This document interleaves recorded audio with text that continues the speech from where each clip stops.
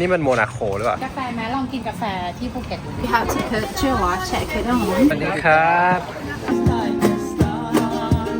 มื้อนี้เรามีไหมมี นี่มันโมนาโคหรือเปล่าครับ ก็เหมือนโมนาโคมากเลยอะหน้าหนาวน่าจะเลิศ หน้าหนาวก็ร้อนอยู่ดีภูเก็ตอ่ะ เรากินอะไรดีกาแฟ ที่นี่คือ Royal Phuket Marina หรือ RPM ทาดา สวยอื่นแต่ว่าถ้าจะไปทรายพีก็จะไม่ได้มาขึ้นท่าสวยๆแบบนี้นะคะ ใช่ เขาก็มีเรือเฉพาะเขาจะติดนี่สติกเกอร์ทรายเฝอเอ โพงา อ๋อ มไง เฝอเนื้ออยากกินเลย กินกาแฟไหมลองกินกาแฟที่ภูเก็ตดูดิว่ามันจะแตกต่าง เห็นนั่นปะ ชมพูเหรอ ใช่ คือรสอะไรอ่ะ น่าจะโลสลอย ดูจากไฟท้ายนะครับ Pink Rolls Royce Convertible the pills for free Yes, sir. thank you So upon arrival, the last one. So เริ่มเลย เ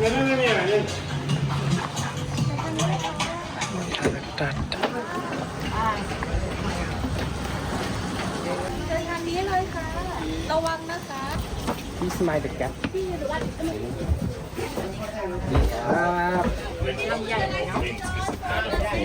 มีปึ๊บมี GPS ด้วย You have to purchase or check it on Can you put your light on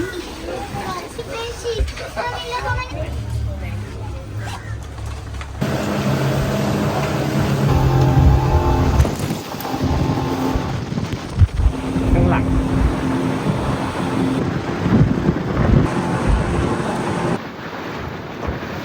นั่งนับแบบนะคะ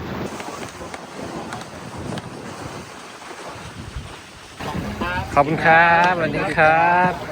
เวลคัมทูไซครับ ขอบคุณครับเหมือนอะไรนะสวัสดีครับเมื่อวานนะ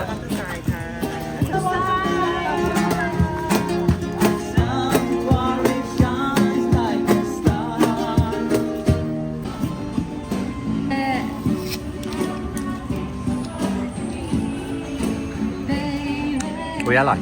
โอเค แล้วก็เราอยู่ตรงนี้เป็นล็อบบี้นะคะ ครับ แล้วก็ห้องคุณตุนเดินตรงไปฝั่งนี้ค่ะอยู่หน้าหาดหมายเลข104นะคะ ทัวร์แล้วก็ snorkeling แล้วก็เป็น diving อะค่ะคุณตุนเดินตรงไปฝั่งนี้ จะอยู่ถัดจากสระว่ายน้ำเดซี่พูล ครับ แหว่งแบบ ว้า ไม่คิดว่าจะเยอะนะเนี่ย เยอะเลยค่ะน้ำส้มโอ้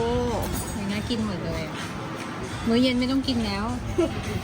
กุ้งล้วนๆวันนี้เรามาแนะนำ Mediterranean Food คุกแบบคนสมัยยุคหินนะ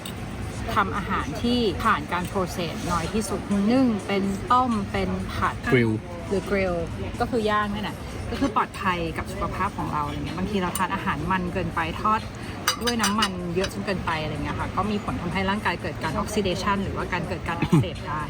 หรือถ้าเราต้องทานอาหารที่มันถูกปรุงรสมากเกินไปใส่น้ำปลาใส่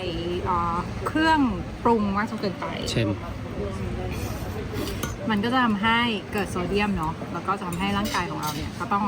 หาทางขจัดออกไตก็จะทำงานมากขึ้นนะคะเวลาเรากินของเค็มอะไรอย่างเงี้ยนะคะ อย่างที่รู้ๆกันนั่นแหละ แต่ว่าเมดิเตอร์เรเนียนเนี่ยก็จะเป็นเทรนด์ที่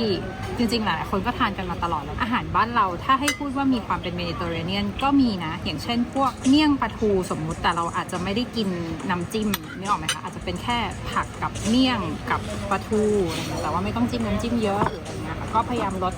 เรื่องของพวก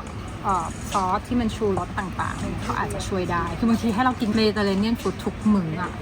มันก็จะแบบจืดๆเนี่ย มันก็จะแบบไม่นัวถูกไหมแต่ทุกวันนี้หญิงก็พยายามที่จะกินอาหารไทย แต่ว่าก็ลดในเรื่องของน้ำจิ้ม ลดในเรื่องของแบบพวกซอส หรือว่าชูรสน้อยลง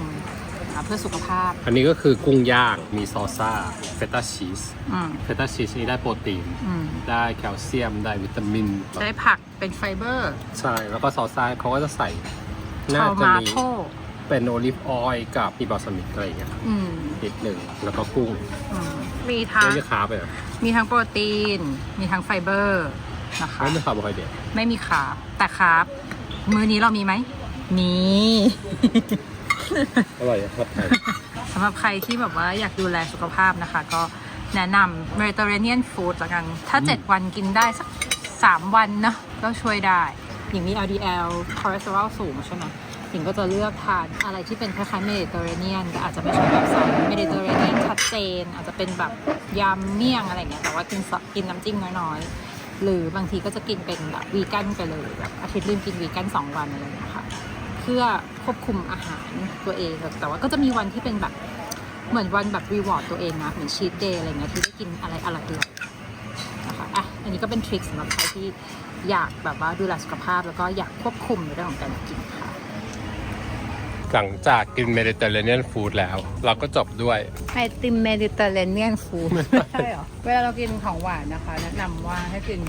หลังมื้ออาหารทันที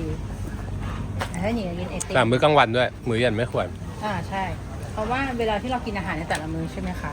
อาหารทุกอย่างที่เรากินเข้าไปมันมีน้ำตาลข้าวเปล่าก็มีน้ำตาลเส้นก๋วยเตี๋ยวน้ำซดทุกอย่างมันมีน้ำตาลอยู่ในนั้นดังนั้นเวลาที่พอร่างกายเราได้รับน้ำตาลไปอินซูลินก็จะเริ่มออกมาทำงาน สไปค์ สไปค์ขึ้นมานะคะคราวนี้ถ้าเราแบบทิ้งช่วงระยะเวลากินข้าวเสร็จแล้วเราแบบไปทำอย่างอื่นสักแบบหลายๆชั่วโมงแล้วอยู่ดีเราอยากกินของหวานเราอยากกินไอติมมากินช่วงนั้นอ่ะก็คือเหมือนอินซูลินมันทำงานไปแล้วก็ดรอปลงมาแล้วเราก็ไปดึงมันขึ้นมาใหม่แล้วก็มันก็จะดรอปลงไปมันก็จะเป็นโรลเลอร์โคสเตอร์อย่างเงี้ยมันจะเกิดการอินซูลินรีสิสแตนต์นะคะก็คือทำให้การทำงานอินซูลินทำงานมากขึ้นและบางทีมันก็จะเกิดทำให้ร่างกายเราอ่ะเหมือนเหนื่อยเฉื่อยเพราะว่ามีน้ำตาลอยู่ในเลือดเยอะ ดังนั้นวิธีแก้ก็คือเวลาเรากินแล้วอะเราก็เมนเทนอินซูลินไว้เลยอย่าหยุดกินข้าวเที่ยงเสร็จของหวานต่อของหวานเสร็จผลไม้เอาให้มันแบบ แล้วเราก็จะอ้วนเป็นเมตาบอลิกซินโดรมอีกอ้วนอีกร่างกายตอนนี้เราแบบเบิร์นไม่ได้ มันจะได้ไม่แครชกันมันจะได้ ใช่ค่ะเวลากินก็คือกินทุกอย่างให้มันเป็นก้อน กินก้อนนี้พอน้ำตาลมันขึ้นกินข้าวแล้วพอน้ำตาลมันขึ้นปุ๊บกินน้ำตาล แล้วพอมันดรอปก็ปล่อยให้มันดรอปแล้วเราก็ยืดมื้อเวลาออกไปมื้ออาหารออกไปแล้วก็กินเช้ากินเที่ยงกินเย็นให้เป็นไซเคิลของมัน โอเค น้ำตาลหรืออินซูลินมันก็ได้ทำงานของมันได้อย่างเต็มที่ โอเค แล้วก็แนะนำว่าหลังจากทานอาหารเสร็จแล้ว ไม่ใช่ว่ากินเสร็จปุ๊บนอน อันนั้นก็ไม่ได้เหมือนกัน สิ่งที่เรากำลังจะทำตอนนี้ อันนั้นก็คือน้ำตาลเนี่ยคือถ้ากินแล้วรู้สึกว่าเหนื่อยเฉื่อยนอนเลยเนี่ยก็คือแปลว่าน้ำตาลเข้าเลือดไวมันทำให้เลือดหนืดนะคะทำให้ออกซิเจนน้อยทำให้เราง่วง แต่เราอิ่มแล้วเราก็ง่วง หลังจากกินนะคะแนะนำว่าให้เดินสัก 20-30 นาทีเดินคุยเดินเล่นเดินทำอะไรไปสัก 30-20 นาทีให้น้ำตาลมันได้ไปทั่วล่างมันได้แบบไปทั่วระบบนะคะมีการฟลักเลือดมันโฟลว์ทั่วระบบนะคะแล้วก็ค่อยจริงๆก็ไม่อยากให้นอนหรอกก็คือนอนก็พยายามจะ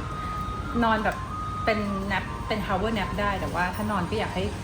ดึงตัวเองเอาไว้ไปนอนตอนคืนดีกว่าปะเดิน สวยมากๆมาถึงห้องนะครับก็ต้อนรับด้วยน้ำดื่มเย็นๆก่อน น้ำซะหน่อยไหมคะล้างมือล้างหน้าล้างเท้าก่อนเข้าบ้านสมัยก่อนตอนอยู่บ้านคุณปู่คุณย่ามีนะ คุณปู่คุณย่าบอกว่าอย่าแช่กระบวยไว้ข้างในครับตะไคร่จะขึ้นถูกต้อง คนวัยเรานะเนี่ย คุณย่าสอนไม่พลาดไว้ข้างปากทางนี่ใช่ อ๋อต้องให้คนเกิดปี2522มาสอบอีกทีนะคะไปกล้องไปค่ะ ขอบคุณครับโอ้ฉลามไม่ใช่ จบปริญญาโท congratulations โอ้ยขอบคุณค่ะโอ้ยถ่ายรูปให้หน่อยขอบคุณนะคะที่คุณทำภาพนิ่ง หูสุดยอด แล้วก็อันนี้เป็น welcome sparkling wine นะ ขอบคุณครับ ขอบคุณครับ คุณแจน่ารัก ได้ค่ะขอบคุณมากค่ะ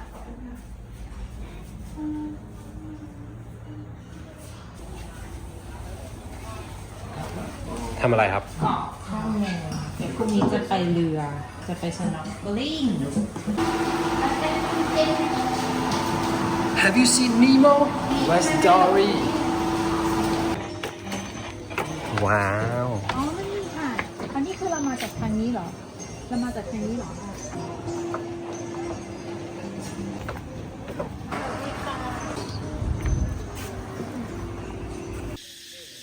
เรือนไทย จะเป็นฟิตอันนี้จะเป็นซอสแบบ ถั่วค่ะจะมีเป็นเราจะเสิร์ฟแอปเปิลไทเซอร์คอมพลีเมนทารี่ทุกวัน มาใต้ สั่งส้มตำน้ำตกลาบส้มตำ กินอาหารอีสานเนี่ย โอเคเลยโอ้โห thank you 100,000 ปีไม่เห็นเคยตักให้ มันยังไง แก้มบัวกะเพรานะผัดไทย